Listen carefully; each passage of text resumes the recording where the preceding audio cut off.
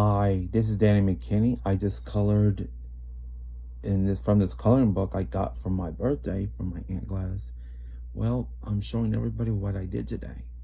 So here it goes.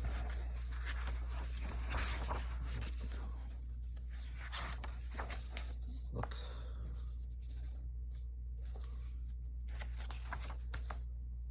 An owl, a meadow and a lake, American bald eagle, insect and a plant, fall season colors. Reminds me of October, November, or autumn. Mountains, lakes, and a prairie land.